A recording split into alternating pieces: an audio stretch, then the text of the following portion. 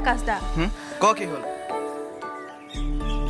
কিবা কথা আছে যদি ক নহ'লে কাম কৰা টাইমত ধেমালি কৰি নাথাকিবি তই মোক ভাল পাও নে নেপাও ক কৈছো নে মোক ধেমালি কৰি নাথাকিবি বুলি এইটো কি ধেমালি হ'ল নেকি যা যা ঘৰত যা মোক আমনি নকৰ মই বুজিলো তই মোক নুবুজ ন অঁ নুবুজো মই তই ইয়াৰ পৰা যা তই নুবুজিলে কিন্তু কি কিন্তু